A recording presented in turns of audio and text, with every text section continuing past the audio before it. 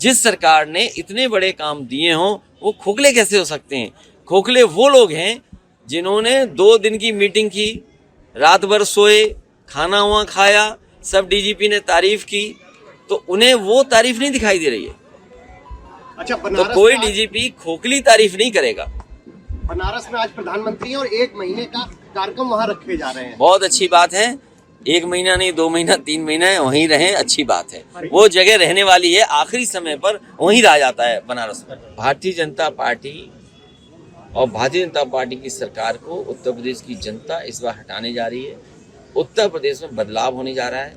उत्तर प्रदेश में भारतीय जनता पार्टी का सफाया होगा, क्योंकि किसान, नौजवान और व्यापारी और हर वर्ग के लोग इस सरकार से दुखी हैं। डिप्टी सीएम कह रहे हैं कि लाल टोपी और जालीदार टोपी के अपराधियों को इस बार जनता माफ नहीं करेगी, इस तरह के स्टेटमेंट आ रहे हैं।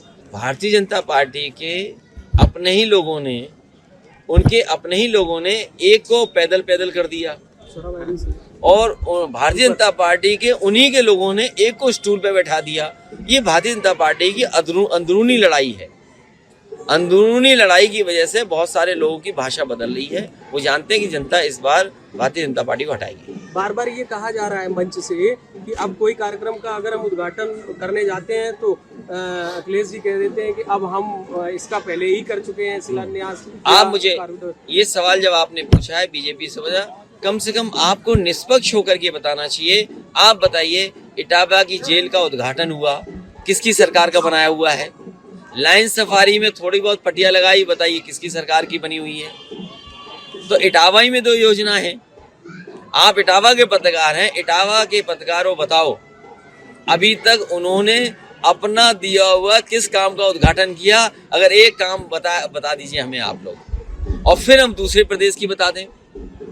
ये जो एक्सप्रेस वे बन रहे थे ये समाजवादी सरकार के बने हुए हैं, और कम से कम भारतीय जनता पार्टी को हमारे और आपके सामने झूठ बोलने, हम और आप तो कोई भगवान तो है नहीं, कम से कम भगवान को देख करके उन्हें झूठ नहीं बोलना चाहिए। ऐसा कहा जा रहा है कि आपकी जो विजय यात्राएं शुरू हुई उत्तर प्रदेश में, उसको लेकर के कृषि कानून वापस लिए गए और पश्चिम यूपी के किसानों के साथ साथ में प्रदेश भर के किसानों को अपने पक्ष में करने ये कानून पहले वापस ले लेने चाहिए थे बीजेपी को, सरकार को। अगर ये पहले कानून वापस ले लेते तो 600 से और 700 के लगभग किसानों की जान नहीं जाती, इतना लंबा आंदोलन नहीं होता। भारतीय जनता पार्टी ने सिखों से, किसानों से घबरा करके, और जितने भी किसान उस आंदोलन में थे उनसे घबरा करके, और उत्तर प्रदेश का चुनाव, क्योंकि उत्तर प्रदेश के चुनाव का हारने का मतलब है देश का राष्ट्रपति का जाना, देश के आगे के समय की राजनीतिक परिस्थितियां बदलना। इसलिए उत्तर प्रदेश को चुनाव को लेकर के और पंजाब के चुनाव को लेकर के इन्होंने फैसला लिया है। जिन किसानों को, इनके लिए वोट महत्वपूर्ण है, किसान महत्वपूर्ण नहीं है। अगर किसान महत्वपूर्ण होते तो पहले दिन ही ये कानून वापस हो जाते। 700 के लगभग किसानों की जान नहीं जाती, शहीद नहीं होते। समाजवादियों ने तय किया सरकार बनने पर उन किसानों के परिवारों की 25 लाख से मदद होगी। बीजेपी बताए क्या मदद करेगी?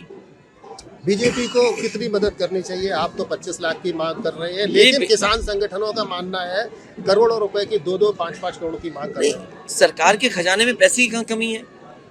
सरकार तो ये दावा करती है कि हम $1 ट्रिलियन की इकोनॉमी बना देंगे। अगर भारत की $1 ट्रिलियन की इकोनॉमी है तो आप जितना चाहे उतना पैसा दे सकते हैं किसान को। आप देना चाहें तो 5 करोड़ भी दे सकते हैं, आप देना चाहें तो 10 करोड़ भी दे सकते हैं। जब आप सपना दिखा रहे हैं कि $5 ट्रिलियन की इकोनॉमी हो जाएगी, तो $5 ट्रिलियन की इकोनॉमी का मतलब ये है कि किसान की हम जितनी चाहे उतनी मदद कर सकते हैं।